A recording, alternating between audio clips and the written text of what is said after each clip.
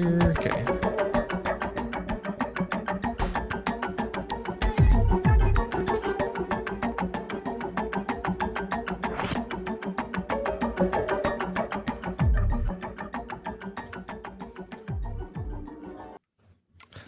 Hello, hello, and welcome back to Retrieving Sanity with your podcast host, Keegan. This is your podcast for all mental health, addiction, recovery issues, and topics.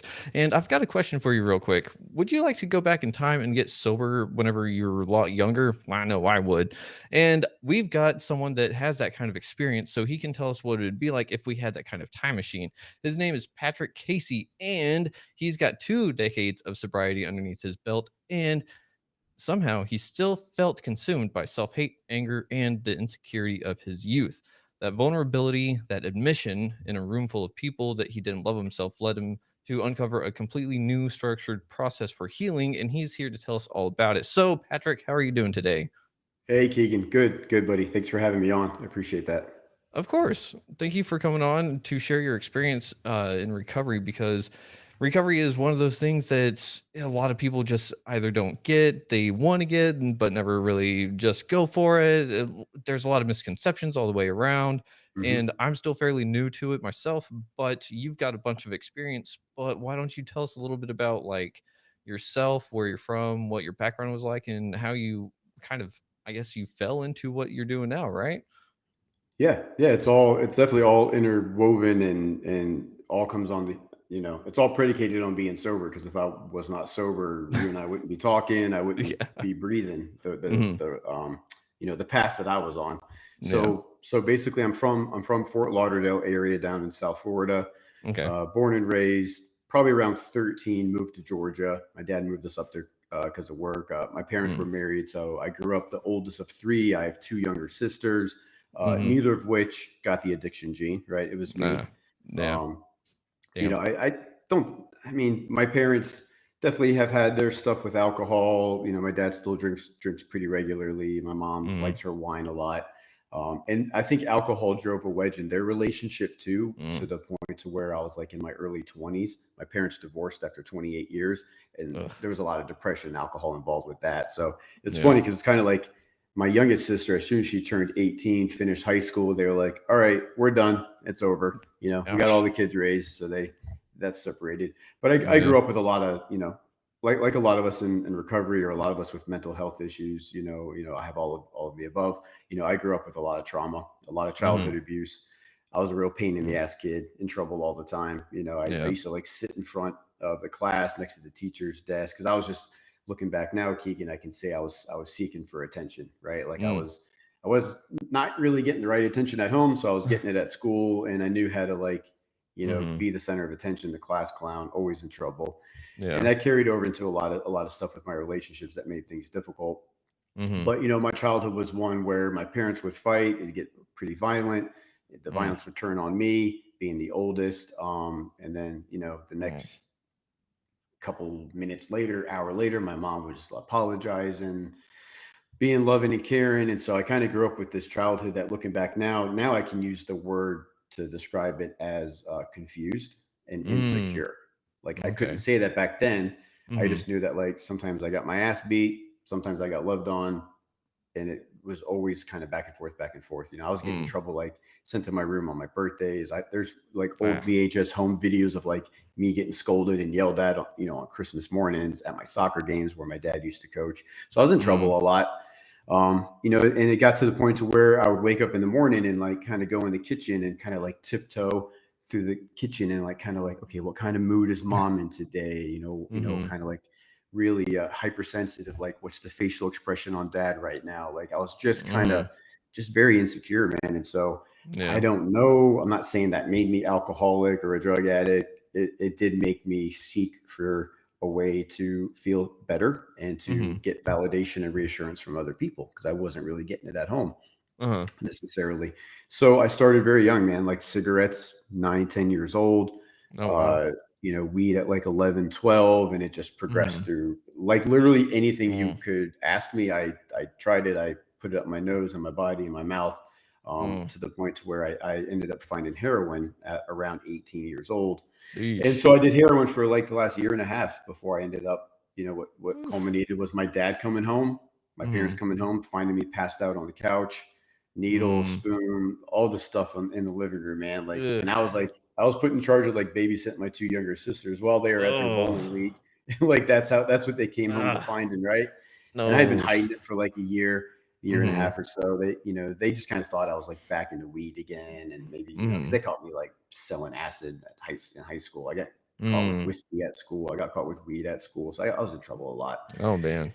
Never did they think their son was going to be shooting up heroin, right, and selling Mm. it. Nevertheless, Oof. That's a big one. um, so it was the thing to where I woke up violently. My dad's shaking me. My mom's yelling and screaming in the background. I'm just kind of like, man, this is like a bad nightmare. Like, what is this going on? This Mhm. can't be really happening, right? Like, Yeah. how stupid was I? I can't believe I did this. This was totally out of character, man. Mm. And looking back, I think I did manifest this to happen because I had been really trying hard for about 6 months to stop Mm. and to find a way I could ask for help. Once I got to Uh-huh. the point to where like I admitted, like, okay, I can't do this on my own. I keep trying and trying and trying. Mhm. I was like, maybe I'll tell them I'm addicted to pills. Maybe I'll tell them the drinking's more out of hand than they thought. Mhm. And this had to happen because I couldn't get the balls to ask. I couldn't get the courage to ask Mm. for help, man. And so like Ugh. that pinned me in the corner, and here I am with heroin, needle, everything out. And it's like I can't be like, oh well, I was just trying it, like when they caught me with weed the first time. Like, oh, I just wanted to see what it was like. Like that's not happening. I'm not getting away with that excuse. No. So I No, woke up no. in the morning, and I'm like, I woke up and I'm like, all right, that was a really horrible dream I had last night, man. I'm like looking Oof. for my stash, and I'm like starting to get a little dope sick, and I'm like, oh shit, I think that really Mm. happened last night. So I go Yeah. downstairs, and my mom's on the kitchen landline calling rehab centers, and I'm like, holy Oof. shit, that really happened. Ah. But at the same time, Keegan, I had this like immense relief, like Mm. weight lifted Yeah. off of me. Like, all right, here we go. I'm getting Mhm. help. I don't know what that means at 19. I'm not sitting here saying I want to be sober forever. I haven't Uh-huh. even had a legal drink at 21 yet. I'm only 19. Ah, But I'm going to yeah. get help with this damn heroin thing because that's the Mhm. problem. The heroin's the problem. That's the devil. I got Yeah. to get rid of that. Yeah, yeah. So, I got whisked off to rehab, and it was the greatest thing that ever happened, man. And Yeah. 46 days of rehab. And I know you had your stint with much longer. And I did 46 days of rehab, 6, 7 months of a halfway house. And then me and Mhm. a couple other knuckleheads that we were all getting sober. We all like went and lived in apartments together and, playing music and going on Mhm. conventions and chasing girls and all this stuff. But we're Mhm. staying sober, Yeah. you know, doing a lot of Yeah. dumb stuff as kids, but we're staying sober. We're doing the whole recovery thing. And Mhm. I don't know, man, I don't want to go too long, but it just led into all of this stuff to where, I enjoyed helping people and I enjoyed Yeah. getting help, and it kind of reshaped of like who I was to become as a young man, Mhm. still carrying around these childhood wounds, still carrying around this hypersensitivity, this hypervigilance, this need for approval, people Yeah. pleasing, like that Mhm. still was with me for so long. And Yeah. even to where like we said you right in the beginning, like even with I think at the time I had like 19, 20 years of sobriety, I ended up hitting another emotional bottom. Mm. And I ended up working with a lady who's a podcaster through my wife, who was my girlfriend at the time, uh, Ah. let me know about this life coach that she was working with out of Mhm. California. Huh. So I kind of like investigated a little bit. We went out to California to like an event. There was like 40 people there. And man, this Wow. lady just like cracked me open, like just Huh. cracked me open that weekend with all these methods, modalities, games, and stuff to where I was just like, man, I don't love myself. And I admitted in front of like a group Mm. of people in a circle at the very end to talk about like what we got out of it. And I was like, dude, I'm 20, almost 20 years sober. I'm working as a nurse practitioner. I've helped tons and tons of people. I've grown so much in my life. I have this Mm. beautiful woman that's been with me for the last, 4 or 5 years at the time. And Mhm. I'm like, I want to look at myself the way that she looks at me. Like I see it when she looks at Mm. me, and I'm like, I want to love me that way, man. And like, I'm not there. Like, and I'm just like Yeah. logically, rationally, I'm like, why am I can't get to the heart with it. I can't love myself that way. Mm-mm. I have no reason not to. I'm telling myself, like, I have no reason not to. Yeah. But I had all this unresolved childhood stuff that Mm. not to be a victim, Yeah. but I want to be empowered by that. And I know it's kind of a cliche or a taboo thrown around word empowered, but like I needed to like Nah. find a way to overcome that. I did Yeah, yeah. therapy. I did antidepressants when I was a couple years sober. Like I did all that Mhm. stuff, and I thought I Yeah. was good. I thought I was good, man. Like we're good. I still had that little Yeah, Mm-hmm. that little like thing going on, and I'd be around my parents, my mom sometimes, and so like there's so like a little bit of distance between us, even though they're so freaking Oof. proud of me and they bragged about how well I've done and everything. There's still that little like old Mm. stuff that's there. Yeah. So I was able to work through it with her, man, with a lot of cool techniques. And then I was like, you know what? Shit, how come I'm just focused on helping people with substance abuse? Why can't I help other men, guys that are struggling with this stuff that maybe don't even have addiction problems, that are Mm-hmm. just like stubborn and don't see like what the problem is? And I'm like, maybe I could help these guys out. So I wanted to kind of venture into like the whole life coaching thing. I'm like, because as a nurse practitioner, I can only help people that live in the state of Florida. That's where I'm Mm-hmm. licensed. But that's Yeah. again medications and medical stuff, right? Like I want to Mm-hmm. help guys like I did, like get to the core root, and pull that shit up, and find out what those wounds are. And Yeah. my coach always said you have to feel it to heal it. And I know you've Yep. talked about that. It's like I don't want to feel.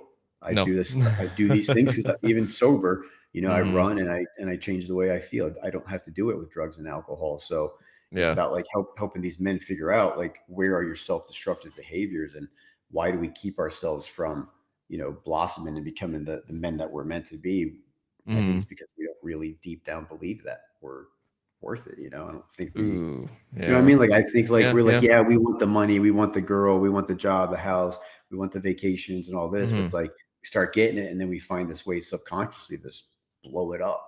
And we're Yeah. like, oh, I'm such a victim. Look at me. What Nothing ever Yeah. works out. So Mm-hmm. I think it Yeah. kind of caused that stuff to happen. Yeah. Oh man. Real quick, thank you for sharing and opening up like that Yeah, sorry I because talked really long. no, it's totally fine. I mean, that's part of the whole thing, right? Like if I just kind of read a profile, it's like, all right, cool. There's stuff to go on and tell me about paragraph 3, sentence 2. What Right. happened there? Like we can't do that kind of thing. And so on retrieving sanity, we want to actually like get to know who we're talking to, and we can't do that without a little bit of backstory. And so Yeah. with the backstory, that's whenever we can dive into the rabbit holes as we get to where we want to go eventually. And we'll get there, but I do have some questions. And also, again, congratulations on your recovery that you've got because Yeah. every Thanks. second counts.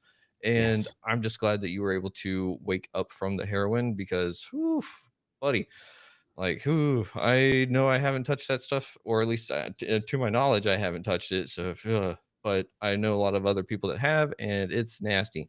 So, I'm just really glad that you were able to kick it, especially Yeah. after rehab. So, good for you, man. Like, Thanks, man. Thank you. yeah, Yeah. Especially like, these days, the stuff that's out there is oh, just killing people yeah. left and right, man. It's so Hmm. dangerous.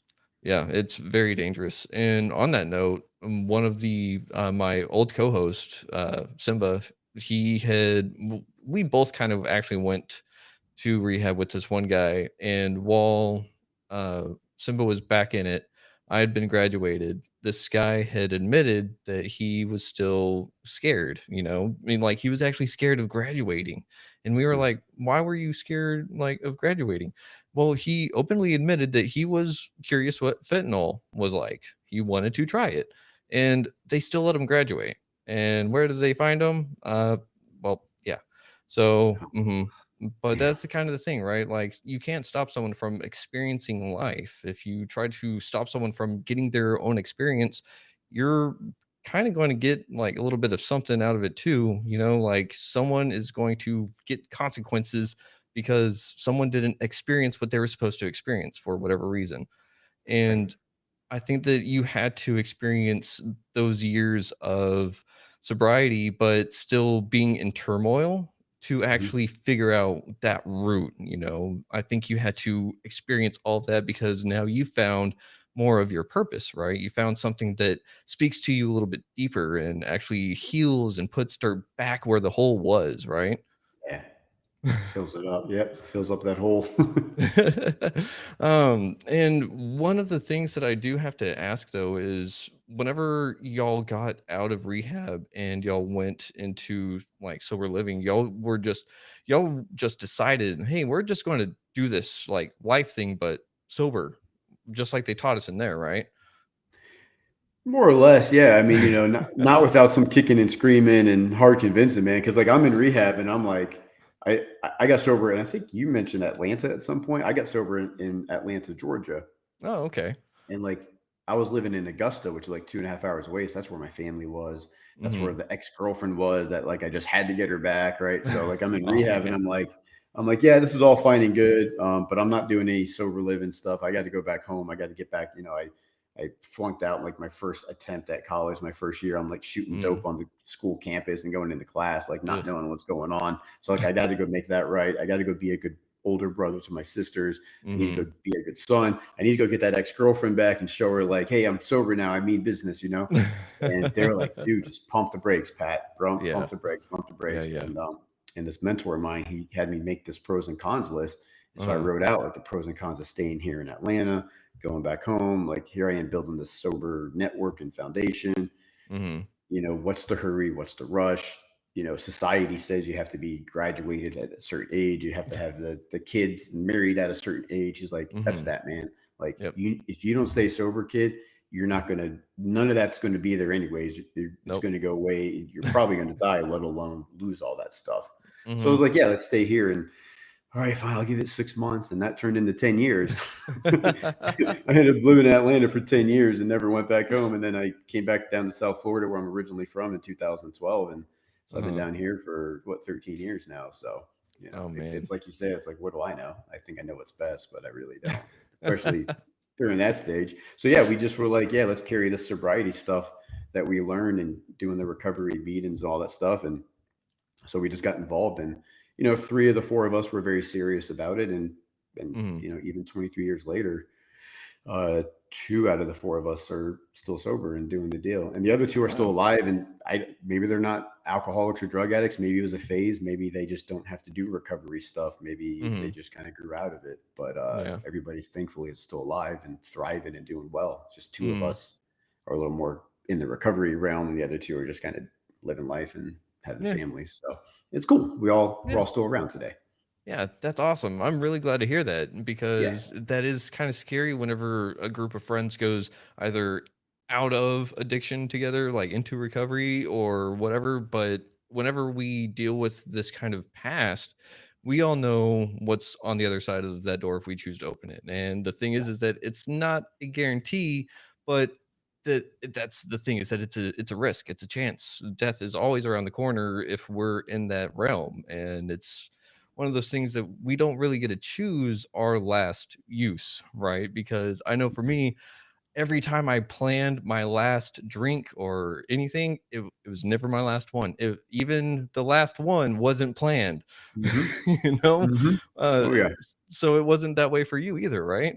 No, no. It was always like, this is it, or I'm going to do this instead. And I ended up always going back to it until, you know, what I believe Hmm. in, some kind of higher power of some sort of making, intervened. It was like, all Yeah. right, we're done. We're gonna stop this now. We're gonna at least give you a chance. And again, man, like my belief in the whole higher power thing is like, Hmm. I don't think whatever it is that exists chose me to be sober over somebody else, or Hmm. like I'm more unique or special than someone else. I think I got pretty much the same opportunity as a lot of people that I was running with. And Hmm. I just was desperate enough to say, I'm going to stop fighting and lay down my Hmm. sword and just give myself over and just let it go. See what happens. Let me give it 90 days. Let me give it 6 months and Hmm. see how it goes. And some of Yeah. the other guys that I knew that I ran with one of them ended up in the same rehab as me when I was like 6 months sober. Yeah. And he didn't stick around. It didn't stick for him. Mm. And Damn.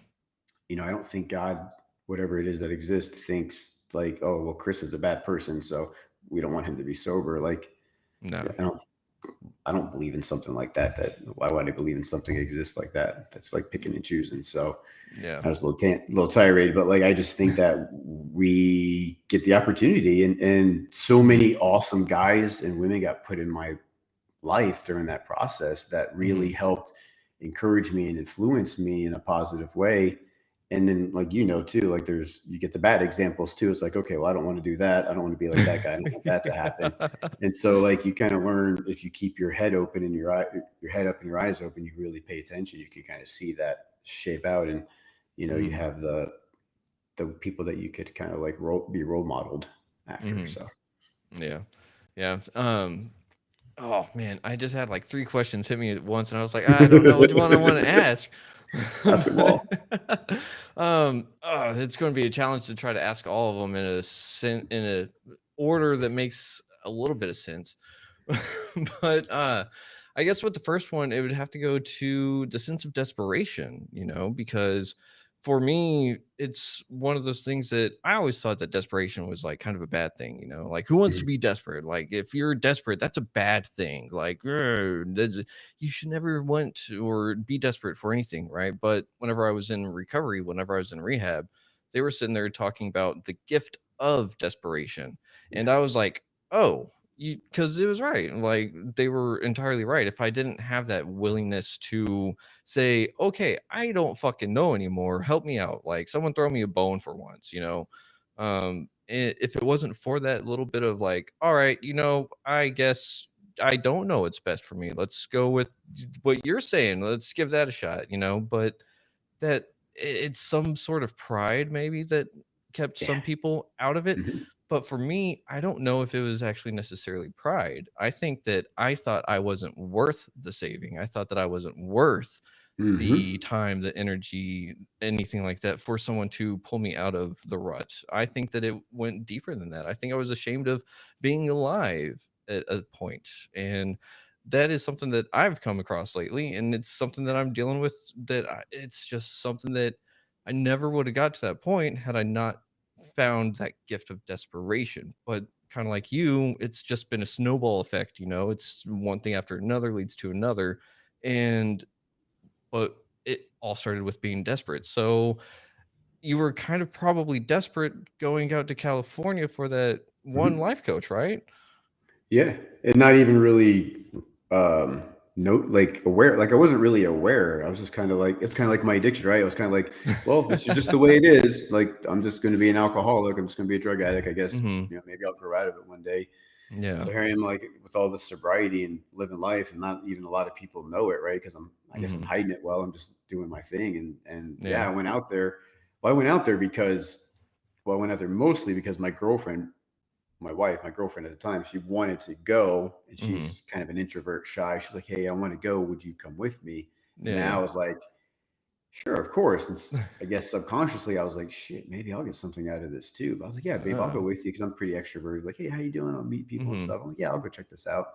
And Yeah. then I ended up getting like 10 times as much, more than she got out of it. And but yeah, I think there was like the subconscious, like Mhm. maybe this will be the thing that's been missing. Maybe this is it, Mhm. and it turned out to be the case. And I was just like totally floored. And so I ended Yeah. up, working with this lady for like 6 months doing like group sessions and individual sessions, and she Mhm. gave me a bunch of tools and tricks and stuff to Huh. do afterward that I still do today that help a lot with like reshaping my neuroplasticity, right? We talk about like the Mhm. way my brain is wired. She helped, and she has a whole like course, and she's been on tons of podcasts, and she's runs her own podcast obviously, but she calls it rewiring the brain. You rewire Mhm. the brain, so like when I get triggered, my automatic default is to like be like, oh, I feel rejected, I'm feeling abandoned, when all they might have said was like, hey, your shirt doesn't really like fit quite right on you, and I start Yeah. like interpreting, making the story about something, right? Or somebody looks Yeah. at me weird and I'm like, oh, I'm feeling defective, I'm feeling broken, I'm feeling Mhm. abandoned, neglected, all the childhood stuff comes up. I have an Yep. overreaction, and for me, I withdraw. I get very combative and fight, or Mhm. I combat, withdraw, or I people please because now I need to make Mm. you like me. So and that's like Mhm. the worst form of manipulation Ah. possible. People please. Yeah. No, I need you to like me. Talk about desperate. I was desperate for you to like me. So I'm Yeah. gonna look like you, dress like you, talk like you, all that stuff, right? And Mm. so today those things are rewired. Again, not perfect. Life Mhm. happens. I'm human. You're human. I still get triggered. Things happen, but Yeah. it most of the time, dude, it's not anywhere near the extent of it was like before. I was like a pot of boiling water, and like any little thing was like it would Uh, explode. uh-huh. Now it's like a little more tame.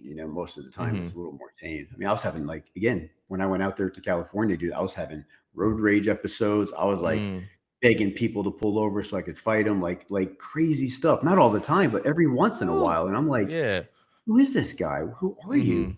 Like you're a disgrace to recovery. Mhm. Like if people know you're in recovery, they'd be like, why would you do? I don't want anything. Mhm. So I was like, not a good example of what it is to be a sober person, a sober man. Mhm. I was Yeah. really carried around a lot of shame with all that years of Mm. sobriety, right? We talk about it's quality, Yeah. not quantity.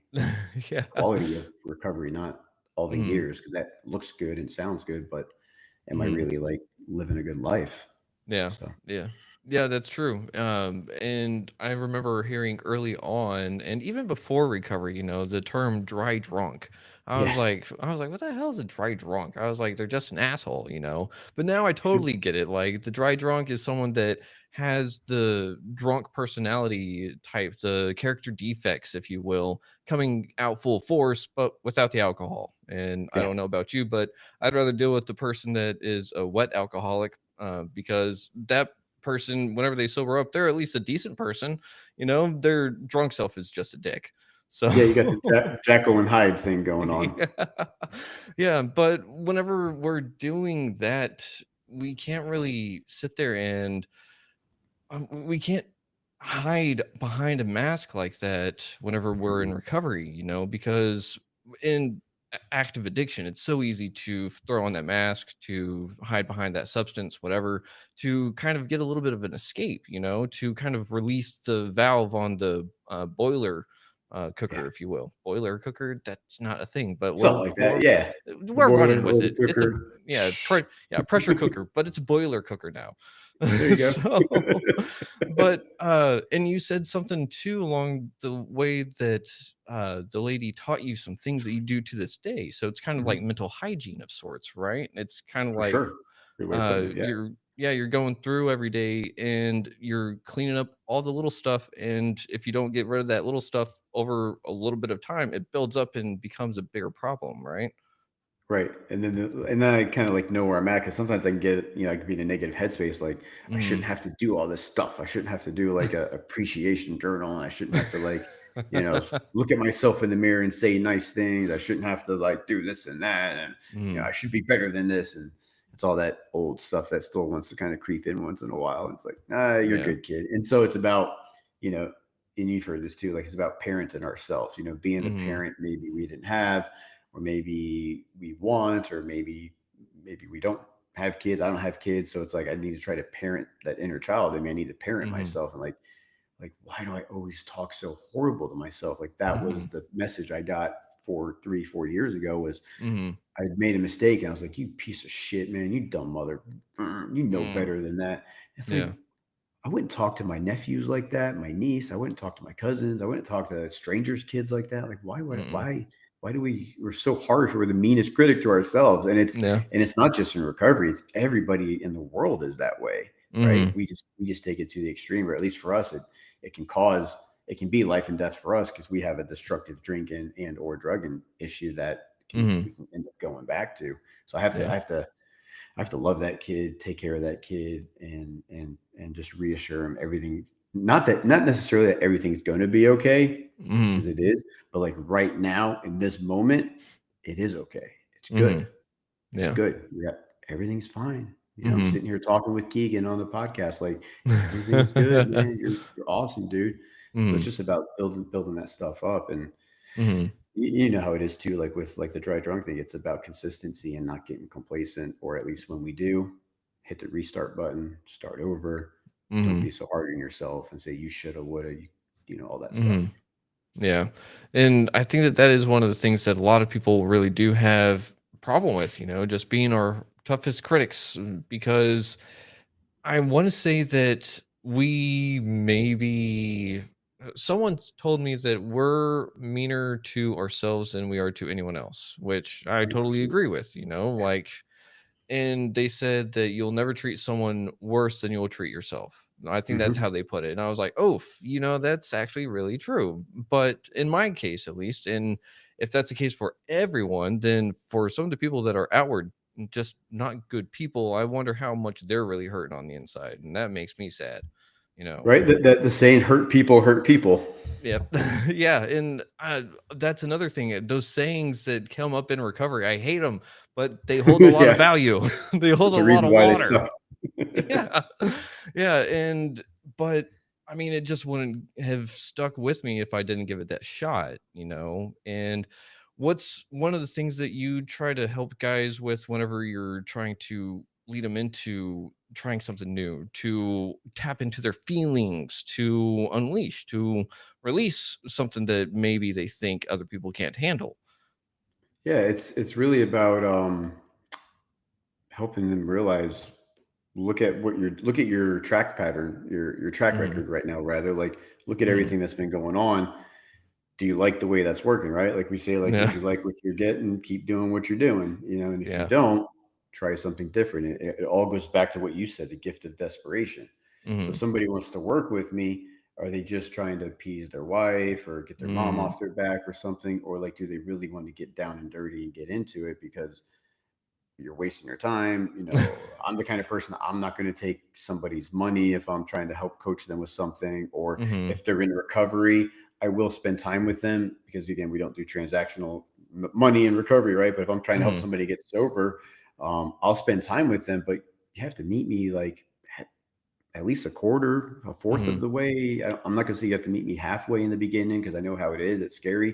But like, you have Mhm. to meet me somewhere in the middle, close to the Yeah. middle, to where, you know, you have to take responsibility of it. Mhm. And like I said, you have to feel it to heal it. And so if you're not processing things, if you're not crying, every couple months, every 3 months, or you're not having some kind of rage episode, you have to let that out, because we all have life Mhm. that builds up inside of us. And I think we are so good at stuffing it down that it does come out into like medical manifestations, right? Like people start Mhm. developing neck pain, back pain, cancers, Mhm. heart issues, palpitations, stomach issues, diarrhea, headaches, migraines, the whole stuff, right? Because I think Mhm. we stuff that stuff down, and it's our body's way of saying, hey, dude, you got to look at this. Hey, you got to deal with this. And it's like, Yeah. no, like, I can't be an angry person because anger is a bad thing. It's like, no, it's normal to be angry. Yeah. It's how we show it, how we Mhm. exert it out. So it's like we got to find healthy ways to get that out. Grab a pillow, punch something, break something that's, okay to break, like, Mhm. to where you're not hurting or like scaring or intimidating somebody else. You have to express it and get it out some way or Mhm. another. Yeah. Yeah. And so helping guys realize that, and then when they do get in touch with something, they start getting the tearing. It's like, and they want to apologize. I'm sorry. I'm like, don't ever apologize for crying. Like, Yeah. this is where it is. This is the magic. This is the beautiful thing that happens in recovery, whether Mhm. it's just recovering from your trauma or recovering from drugs and alcohol. Is like, you have to cry. You Yeah. you haven't cried in so long, just like you probably haven't really laughed genuinely in so long. Like, those are all the signs, I think, of somebody getting better: Mhm. crying and laughing. Like, Yep. you remember, right? Remember like your early days in rehab and recovery, that Mhm.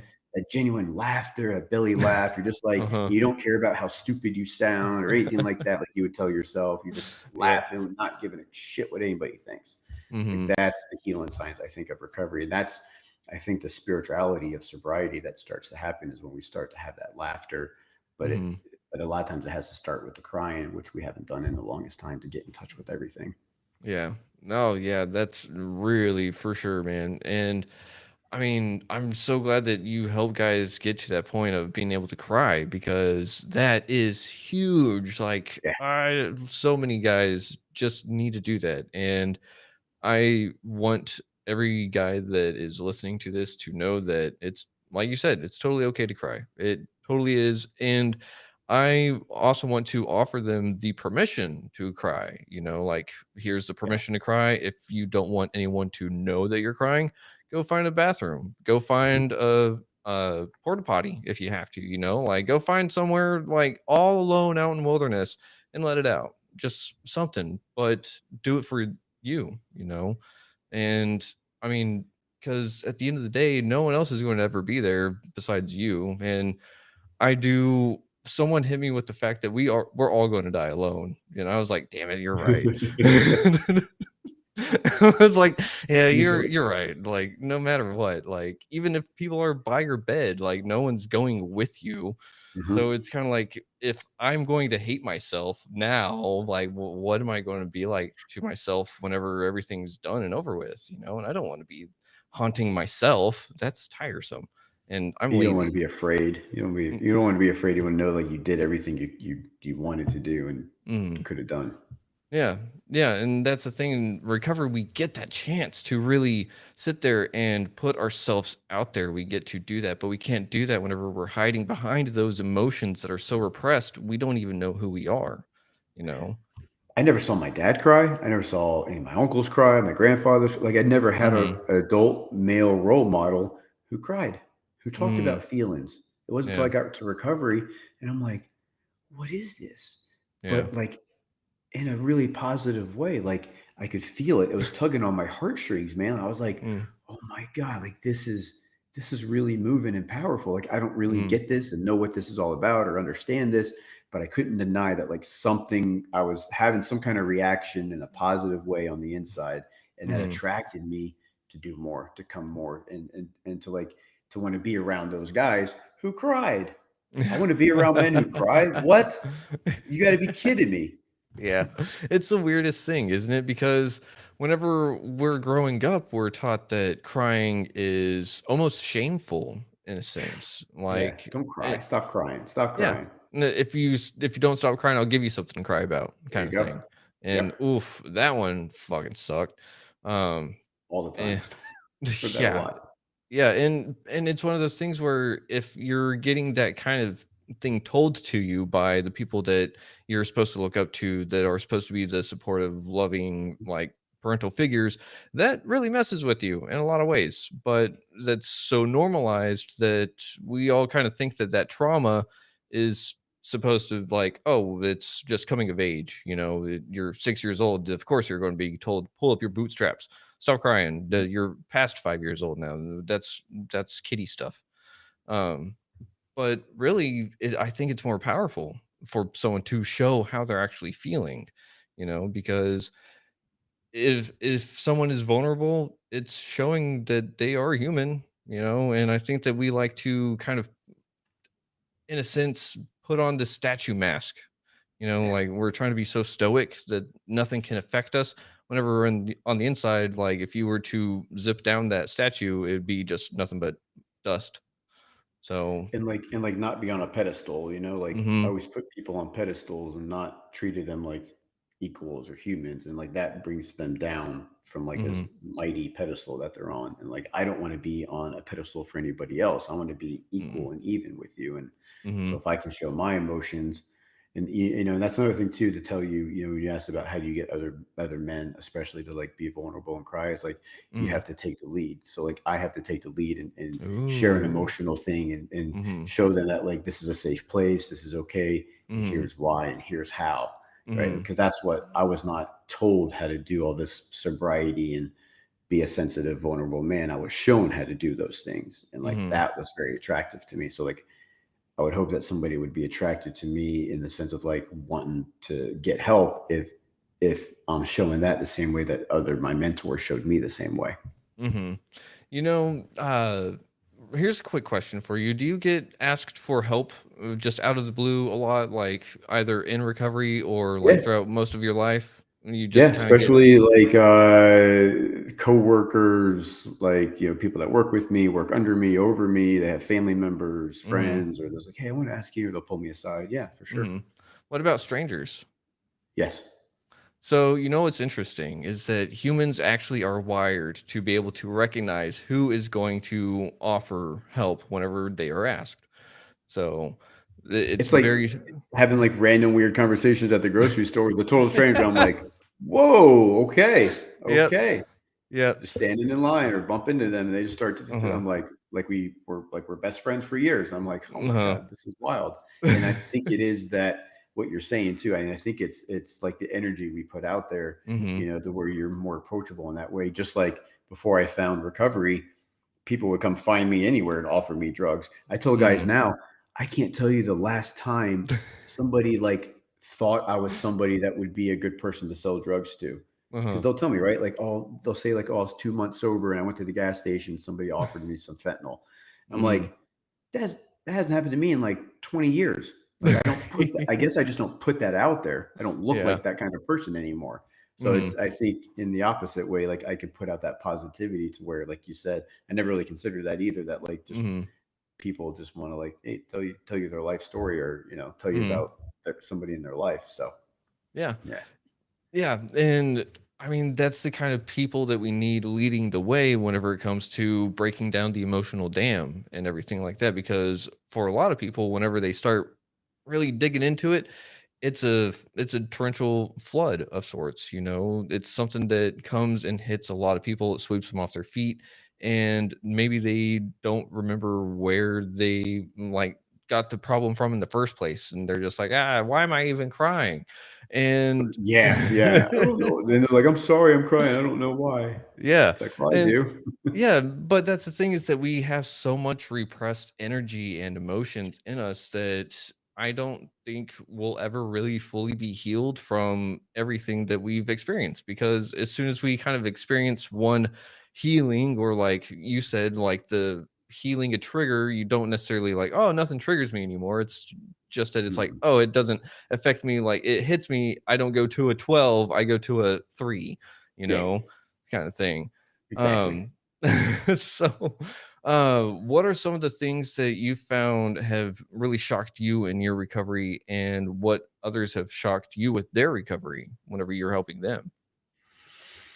Uh, I don't know. I mean, I, helping a guy that was actually a couple years sober longer than me. He was Mhm, like 24, 25 years sober. And this is a mhm, guy that he'd like been married 3 times, divorced 3 times, mhm, um, was a like a pretty big recluse. Like he was involved in recovery events and meetings and all those things, but he mhm, was very kind of introverted, was like a huge victim. Like it was the first thing mm, I picked up and pointed out to him. Was like, anybody ever talk to you about victim mentality? And he's been seeing mm, like the same therapist weekly for like 3.5 years. She ugh, had never mentioned anything to him about victim type stuff. And I just mm, was shocked. And like he had never left the state of Florida in the last like 7 or 8 years since his last divorce. Like he just lived a very like sheltered, um, and it all came from self-worth. It all came from very mm, low self-worth. And I'm not judging him. I've been there. I know what that's yeah, like. I can see it, right? You spot it, you mhm, got it. I know what that is. I mhm, know that. I see it. yeah, I feel it. I get that. So helping him was like huge, man. And now he's like, this was about 3 years ago. Now he's like gone to like North Carolina with us the last couple of summers on like these men's retreats. He's gone to like the Virginia mountains to see like his family members that he hadn't seen in so long. He's going out on dates. He's been dating the same woman now for like going on, I think, about 2 months at this point. And he ooh, hadn't dated or had physical intimacy in like 3 years. So like it's wow, just like, so it's not a life or death thing again, like saving somebody from the grave of addiction, but it's like somebody mhm, who'd been sober for a long time that wasn't thriving, was mhm, like holding himself back, man. Like we yeah, would call it in the medical realm, when you treat a patient that's not physically medically doing well, you call it failure to thrive. So this mhm, guy, in a spiritual, emotional sense, was having failure to thrive, and it's like ugh, cool to like help him, scoop him up. And it's not that, Patrick was this great, wonderful saint, but I was just mhm, there to kind of like point some stuff out to him. And I had the courage to do it. I wasn't afraid to tell him, like, ooh, dude, like we're talking, and all I'm mhm, hearing is like all this victim stuff in the last like 10 minutes of all these stories you're telling me. yeah, It's kind of like somebody that goes on vacation and they tell you like how they tell you like, oh, the vacation was awesome, but then they sit there and tell you like 16 things that were horrible about the vacation. You're like, I yeah, thought you said you had a good time on vacation. It's like that's a uh-huh, person that lives in that victim mentality and mhm, that attention seeking. And again, not judging. I get it because I've done it. I know what that's like. And so yeah, it's like trying to help somebody kind of reshape and put on some new lenses to see things a mhm, little differently. So yeah, that's awesome. That's cool. Um, and just the everyday situation where somebody's just been kind of struggling, not able to stay sober, and then just kind of helping them in a different way than maybe the last guy that was helping him go through like recovery processes, to help him do it a little differently, and for him to go, oh, well, last time we kind of skipped this part, or I didn't even know about this part, and to see that like, oh wow, that. And I'm like, well, that might have been a big reason why you got into a relationship when you were like 8 months sober, and that might be why, mhm, when she had a drink, you were just like, you gave in. You're like, oh yeah, I'll have a drink too. I'm on vacation, never thinking like, wait, ugh, I'm 8 months sober. Like oh, life's no, going really good, and here I am like going down because of this woman I'm at. And again, that's not taking responsibility. It's like, well, you mm, never did, an inventory on your sexual relationships and like your uh-oh. intimacy and your certain resentments and all those things about. So it's like, well, Oh, man. no wonder like Yeah, things yeah, didn't go well. You kind of like skimped on some areas that uh, are going to like keep you from becoming the person you want to be. I think, at least. Hmm. Skipping on some areas that might actually be really tying back to some childhood wounds, you know? Yeah, 100%, 100%. And Mm, that's why I asked, like, what was a relationship like? Again, I'm not a therapist. I'm like, but what yeah. was it like with your parents? Were your parents together? Like, were you close Hmm. with your mom? Were you a mama's boy? Were you like, Hmm. did you fight with your mom all the time? Like, Hmm. because those are like very important, and that shapes, like, at least for me, because I remember in Hmm. my first marriage, I was treating my wife at the time like I was having like the same relationship I was having with my mom in some regards, in terms of like the negativity and like how I would overreact to things that she would say and do. And she would even point to me a couple of times, Keegan. She would even point out to me and she would say, I'm not your mom, right? And because she knew I Mm. like my issues and stuff growing up, she's like, Yeah. I'm not your mom, right? Like that's not what I meant. And I was just like, oh, Yeah. I was like stabbing me right in the heart, man. Like, so Ugh. yeah, that's stuff. So when I got divorced, it was a very amicable, clean divorce. But I vowed, man, like I'm not going to do that again. I'm not going to make those mistakes. I'm going to become a better man.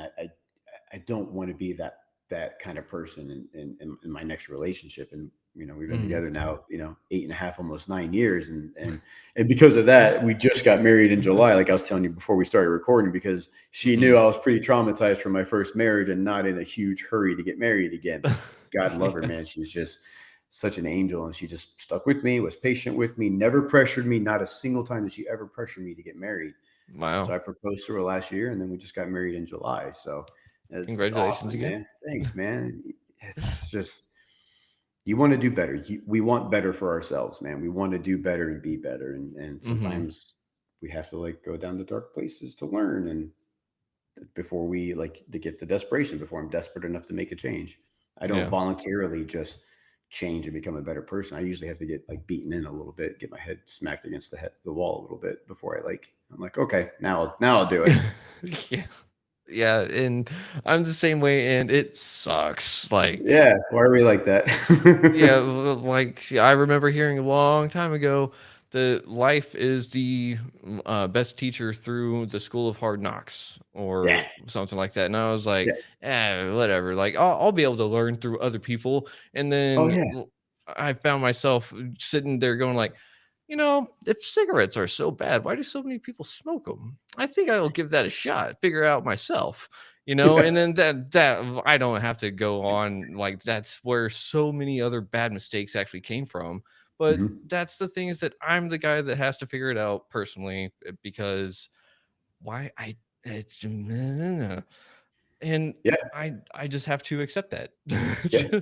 I was the same way. I got taught all kinds of things my first 2 years, and yeah, okay, yep, got it. Oh yeah, I'm never gonna do that. And then here I am at 2.5, 3 years sober, doing some of those things, going, shit, they told me that wasn't probably a good idea, and that wasn't gonna work Mhm, out well because it didn't do it for them. And here I am doing the same thing. It's like, mhm. oh God, I knew better, and you do it Yeah, anyways. yeah, kind of I think I may have heard what you were saying there. We can't do it for them, kind of like our recovery. We can't do it for other people. We got to do it for us. Yeah. Yeah. And It, so that's why I think sometimes we have to like get it beaten into us. yeah, yeah. And I mean, that's the thing is that sometimes we don't get that third or fourth chance, right? No. And Correct. we really have to sit there and at some point get desperate enough to make this one count. And I think that that's just the hard part, whenever people like us, we've been on that road, we've been in those dark places, and it's like, hey, like we've been through it. Like there is another side. We're trying to let you know, like, you don't have to do everything the same way that we did. You don't have to do the same exact things that this other person does. All we're letting you know is that the light is there. You can find it yourself, but you have to walk it. We're here to help you. But that's the thing is that you can't sit there and want it more for someone than they want it for themselves. Yeah. I can't carry you down that path, but I can walk with you. Mhm. Like, come this way. Yeah. I would say it's like, again, we're nobody special. It's like we're the half blind leading the blind. Like that's it. That's all it Yeah. is, man. Like I'm not. I kind of know where it's at, where the nooks and crannies and the pitfalls are. You just come with me down this zigzag road, and Mhm. you're going to be okay. Trust me, because me and all these other millions of people have gone down the same exact path, and look at where it's headed towards us. So I'll show you. But I'm not going to pick you up and carry you. You're too heavy. Mhm. Yeah. I'll No show you. offense. Yeah, not strong uh, enough. yeah. And I mean, it's just one of those things that we have to have a lot of determination, a lot of grit, a lot of resilience, a lot of things that we don't like to build or really have. But if we don't have it, we're not going to make it. Like it's just life. There's no easy way out. It really sucks. Um, Yeah, it can't. You can't have everything gifted to you. It can't just be handed to you on a platter, right? Like you have to mhm, experience it. yeah.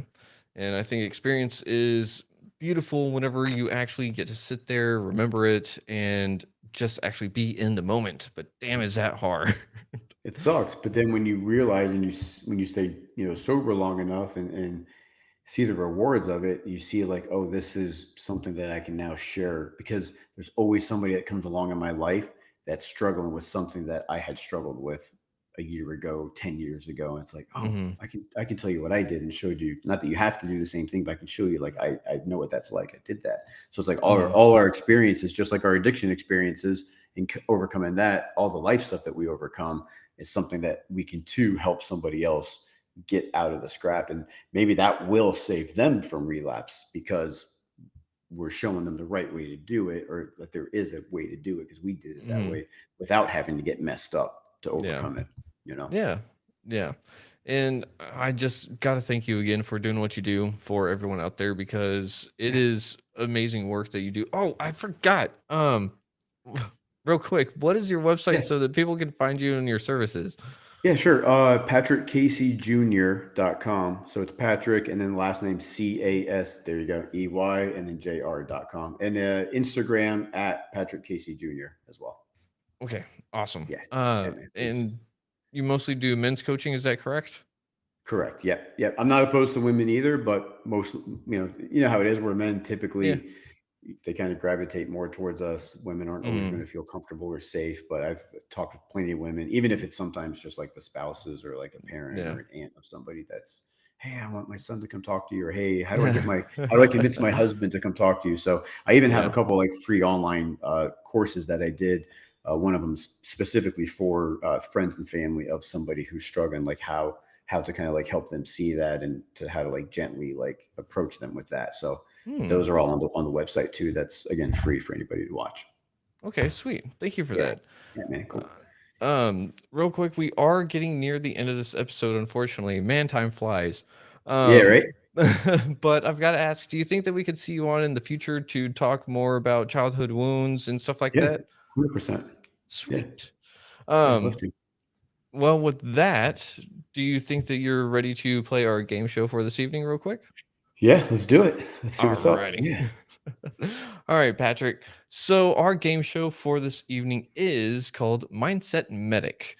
I'm going to give you a phrase or a sentence of sorts that is a wounded thought, if you will. Okay. And I need you to give me 3 to 7 words that act as compassionate gauze to stop the bleeding.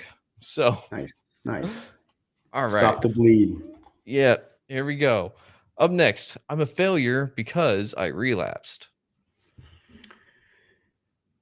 Difficult in 7 words. Okay. Yeah, it is. You can do it like Um, 10 or 15 if you need to. it's okay. It's okay. I get long winded. Failure because I relapsed. You didn't waste time before you relapsed. You can use that knowledge and wisdom moving forward. You're still alive, and not everybody can say that to have Oh, another chance. yeah. I like that. All right. What about I'm too angry to be a good father or husband? Anger is okay. Let's talk about how to show that Hmm. so that you can be the husband and father you want to be. Okay. It's hard in 7 words, man. Yeah. Jeez. It is. It is hard in 7 words. It is. Yeah. I'm too angry to be a good father slash husband. What about uh I need to find a way to direct my anger? Maybe? I don't know. Man, this is Yeah, hard. yeah, yeah. I guess it sounds a little. Yeah. So I'm too angry. Yeah. So um, don't No. Uh, show the anger towards them. ooh, okay, yeah, I like that. Um, so what about if people knew the real me, they'd leave? I bet everything they will love you. Ooh. Okay. Ooh. I like that. Trying to keep What it about short. that was a good one. What about I can't trust myself to make good decisions? Eventually, you will ask the right person for help. Ooh. Ooh, I love that. Ask the right person for help eventually. Oh, okay. So what about I just don't know how to love myself? Hits home, doesn't it? Mm. Everything you're doing is already showing that you love yourself. Oof. Ooh. Just by being alive shows that you love yourself.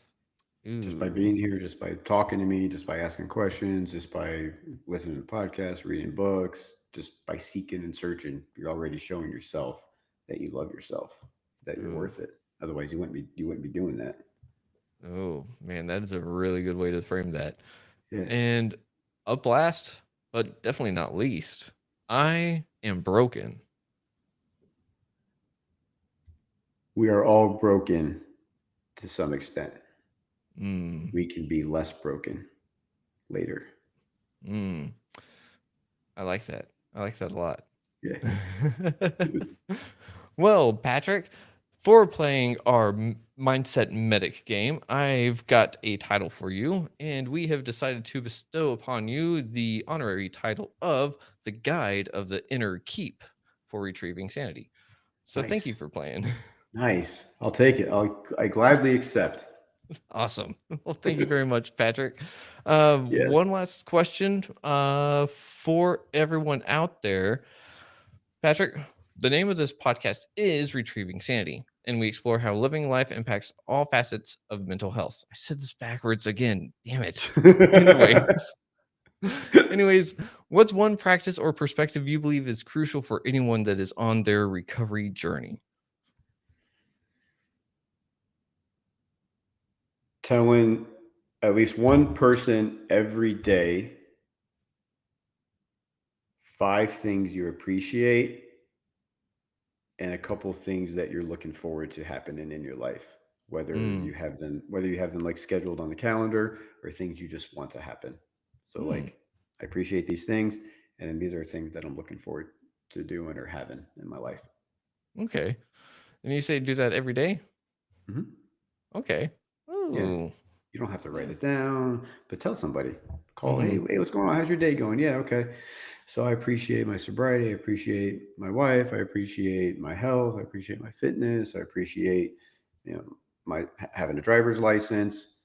I'm looking forward to going on this trip to see my family during Christmas. I'm looking forward to, getting my paycheck next week.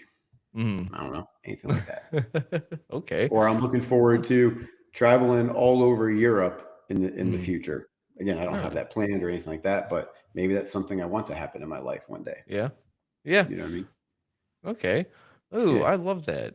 So it's kind of like a little bit of a gratitude list, but with the added future goal setting in there too. Yes. So Yes. that, Again, putting it out into the universe. I want this uh-huh. stuff to happen. Yep. Put it out there. Oh man, just like accidentally manifesting. That's awesome. Yes. Yes. Well, it's not necessarily accidentally, but I mean, we No. don't really get to choose how the things happen, so it can feel Mhm. like an accident. That's for sure. So, But I think it makes us more keenly aware and focused on that, mhm, because now I'm going to start looking at places to go in Europe, or I'm going to start mhm, looking at what does it cost to go to Europe, and so I'm uh-huh. going to start kind of like getting that little bit of train going, and then something's Yep. going to come along somewhere, some way, somehow. Yep, someone's going to say this weirdest conversation to you while you're at Walmart, and you're just going to catch that Expedia has a certain get like BOGO deal, like buy Yeah. one airplane ticket, get one for free or something, and you're like, oh, that's exactly what I needed to make this No happen. way. Or Yeah, oh yeah, you have an aunt that has an Airbnb in France. No way. Cool. yeah, Oh, they're going to let me stay there for like half of what they charge people. That's awesome. yeah, Whatever. yeah. And like you said earlier, it all depends on asking the right person. Yeah. So Yeah. sometimes getting a little bit of desperation will help us be like, ooh, maybe if maybe that person has an idea, you know? Yeah. Or like again, I think listening to that intuition that we have that we've probably ignored most of our Hmm. lives too, that we kind of like, ah, that's silly. Why would I think that? Yeah. Don't think about that. Actually Yep. paying attention to that intuition that we have. Hmm. And the intuition can ask people for directions, everyone out Yes. there. Don't be stubborn. I'm mostly speaking to past self me, Yeah. but that's the thing. Like, I feel like we can help ourselves in the past, even though we can't time travel. But that's a whole Yes. nother conversation for later. Yeah. Yeah. So, I agree. I agree. Patrick, thank you for being on the show today. It's been an absolute honor and a pleasure, and Thanks, I'm Keegan. looking I forward appreciate to it too. yeah, I'm looking forward to our next conversation because it's going to be absolutely awesome. So thank you. Thank you, Um, sir. yeah, and everyone out there, thank you for listening to Retrieving Sanity on WDJY 99.1 FM. And as always, you got to love yourself. Try to love others if you can, but you got to love yourself first. And if you're having a hard time with that and you've got a mental health crisis, give the number 988 a call. And if you're in the LGBTQ plus community, give the Trevor Project up in Canada a call and they'll handle you just as well. And not handle, that's the wrong word to say. They will take care of you just as well. So, with that being said, we're going to end this episode here. Thank you again. This has been Patrick Casey, and you can find him at patrickcaseyjr.com. And we will see y'all next week. Much love. Shalom.